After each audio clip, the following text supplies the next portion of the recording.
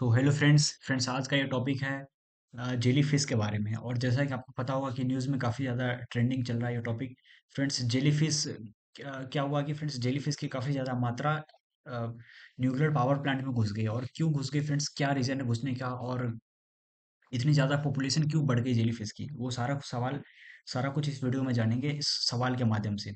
और ये यूपीएससी से रिलेटेड बहुत ज़्यादा इंपॉर्टेंट है। आप यहाँ पे देख सकते हो यूपीएससी, ये डेफिनेटली यूपीएससी प्रीलिम्स में या फिर यूपीएससी मेंस में आपको आंसर बनाने में काफ़ी हेल्प मिलेगा। तो चलिए, जो पहला सवाल है फ्रेंड्स यहाँ पे, which of the factors are contributing to the proliferation of jellyfish. मतलब प्रोलिफरेशन मतलब rapid increase in numbers.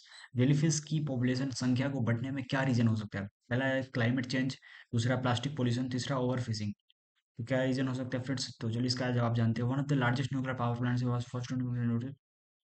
Friends क्या हुआ कि फ्रांस में एक बहुत ही बड़ी न्यूक्लियर पावर प्लांट है, जिसको कि अचानक से तुरंत टेम्पोररी बंद करना पड़ा इमरजेंसी सिचुएशन में आकर के। और क्यों? क्योंकि बहुत ही ज़्यादा अमाउंट में, बहुत ज़्यादा मात्रा में फ्रेंड्स जेली फिश की संख्या उस न्यूक्लियर पावर प्लांट में घुस गई। और ये पहली बार नहीं है, इससे पहली बार भी कई बार जेलीफिश कई बार न्यूक्लियर पावर प्लांट्स में अलग अलग कंट्रीज में घुस जाती थी। अलग अलग कंट्रीज में जो न्यूक्लियर पावर प्लांट्स उसमें घुस जाया करती थी, और उस पावर प्लांट को बंद करना पड़ा। और ये पहले ऐसे केस नहीं है, इससे पहले भी बहुत बार हो चुका है। और क्या होता था कि फ्रेंड्स की nuclear fish sorry jelly fish की जो स्वाम होती है, यानी कि पूरी की पूरी झुंड होती है फ्रेंड्स, वो घुस जाती है। और कई बार न्यूक्लियर पावर प्लांट डिस्टर्ब हो जाते हैं, खराब हो जाते हैं। उनको ठीक करने में काफ़ी ज़्यादा पैसे लग जाते हैं। ऐसा ही एक केस आया था फ्रेंड्स ग्रेवलाइन में, जो कि फ्रांस की एक टाउन है।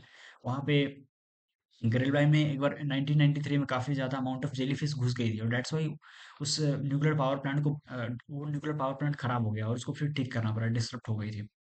और आपको न्यूक्लियर पावर प्लांट के बारे में बता दूं कि आखिर उसको पानी की जरूरत क्यों है। तो न्यूक्लियर पावर प्लांट्स फ्रेंड्स एक constant flow of water to cool the reactors and turbine systems. उनको कांस्टेंट फ्लो ऑफ वाटर चाहिए होता है ताकि वो अपने रिएक्टर्स को और टरबाइन सिस्टम को कूल कर सके। और ये क्या होता है, न्यूक्लियर रिएक्टर क्या चीज़ होता है? तो एक न्यूक्लियर रिएक्टर एक डिवाइस होता है जहाँ पे न्यूक्लियर फिजन कराया जाता है, जिसमें कि स्प्लिटिंग ऑफ एटम्स होता है, और large amount of heat release होती है। उसका मेन पर्पस होता है कि इलेक्ट्रिसिटी जनरेशन या फिर रिसर्च पर्पस के लिए, and the production of isotopes for various applications. और न्यूक्लियर पावर प्लांट क्या होता है? तो न्यूक्लियर पावर प्लांट एक फैसिलिटी होता है जहाँ पे हीट का इस्तेमाल किया जाता है। न्यूक्लियर रिएक्टर का जो हीट है, न्यूक्लियर रिएक्टर से जो हीट निकलती है, यानी कि एटम्स को स्प्लिट करके जो हीट निकलती है, उस हीट का इस्तेमाल किया जाता है इलेक्ट्रिसिटी को प्रोड्यूस करने के लिए।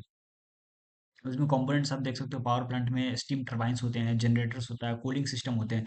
और इसी कूलिंग सिस्टम की यहाँ पे बात की जा रही है।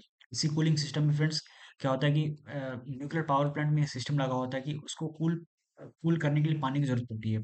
और पानी वो लोग समुद्र से लेते हैं, क्योंकि शहर से पानी ले सकते नहीं, क्योंकि शहर में उस पानी का रेन वाटर का इस्तेमाल कर सकते हैं ना, क्योंकि उस रेन वाटर का इस्तेमाल ह्यूमंस को करना पड़ता है पानी पीने के लिए और other basic daily life use करने के लिए। सो डेट्स में सबसे सबसे मेन सोर्स बन जाता है समुद्र, जिसमें अथाह पानी है, मतलब इनफाइनाइट वाटर, आप समझो ऐसा। तो डेट्स वाई फ्रेंड्स उन लोगों को पानी लेना पड़ता है समुद्र से।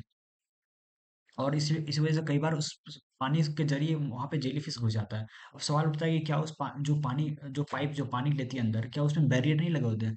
ऑफ कोर्स बैरियर लगे होते हैं, लेकिन फिर जेलीफिश इतनी ज़्यादा फ्लेक्सिबल, काफ़ी स्लिमी होती है।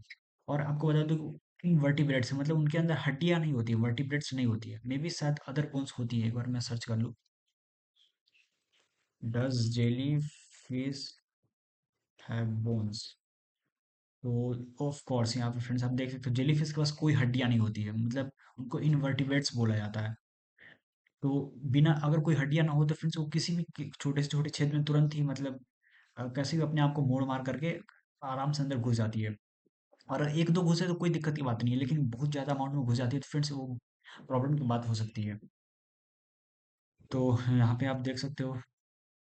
और अब सबसे फ्रेंड्स आप यहाँ पे सबसे मेन टॉपिक पे आते हैं कि आखिर जेलीफिश की पॉपुलेशन बढ़ क्यों रही है इतनी ज़्यादा आखिर।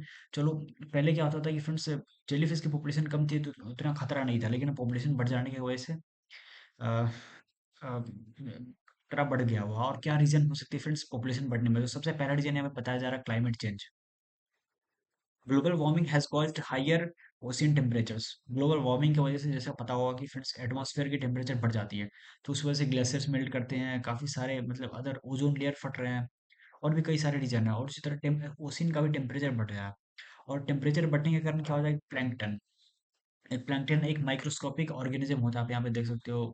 यहाँ पे मैंने सर्च किया था प्लैंकटन, हाँ। तो plankton are diverse group of organisms primarily microscopic that drift in water. और वो बहुत ही छोटे होते हैं, आप यहाँ पे इमेज में देखो। अ, यहाँ पे काफी ज्यादा माइक्रोस्कोपिक होते हैं, तो ये लोग क्या होता है, पानी में तैर नहीं पाते खुद से। पानी के बहाव के साथ वो पानी जिधर जाती है, पानी भी इनको अपने साथ ले जाती है।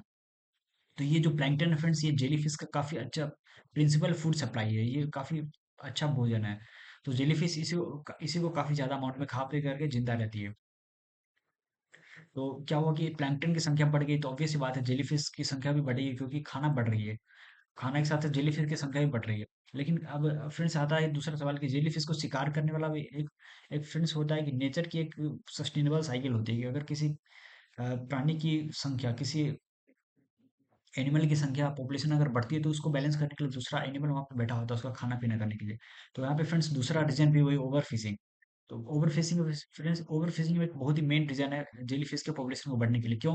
क्योंकि जेली फिश को खाने वाले दूसरे जो एनिमल्स होते, जिसका जेली जिसका जिसका कि जेली फिश शिकार बनती है, मतलब जिसका भोजन जेली फिश खुद है, जैसे कि ट्यूना और सी टर्टल्स।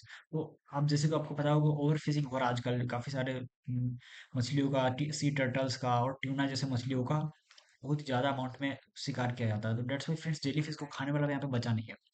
ये लोग क्या होता है, जेली फिश को खा करके उसकी पॉपुलेशन को घटा कर रखते थे बैलेंस करने पे। तो इनका शिकार हो जाने की वजह से फ्रेंड्स जेली फिश का पॉपुलेशन बहुत ज्यादा बढ़ गया इस बार। और तीसरा रीजन फ्रेंड्स यहाँ पे बताया जा रहा है प्लास्टिक पोल्यूशन। क्यों फ्रेंड्स, ये क्यों? क्योंकि प्लास्टिक पोल्यूशन की वजह से फ्रेंड्स पानी के अंदर ऑक्सीजन लेवल घट जाती है। जब भी किसी पानी में अगर प्लास्टिक ज्यादा अमाउंट में पाई जाती है, तो उसमें ऑक्सीजन घट जाती है। और ऑक्सीजन घटने के कारण फ्रेंड्स बाकी क्रिएचर्स उस एनवायरनमेंट में सूट नहीं बैठ बैठ पाते, तो वो लोग या तो इस एनवायरनमेंट में छोड़कर चले जाते हैं, या फिर उनकी डेथ हो जाती है। लेकिन फिर जेली फिश एक ऐसा फिश है जो कि लो ऑक्सीजन लेवल में भी सर्वाइव कर लेता है इजीली। और और ये भी एक रीजन माना जाता है फ्रेंड्स पॉपुलेशन, उनके पॉपुलेशन को इंक्रीज होने में। तो होप फ्रेंड्स कि आपको वीडियो समझ में आया होगा। मिलते हैं नेक्स्ट वीडियो में, टिल देन बाय।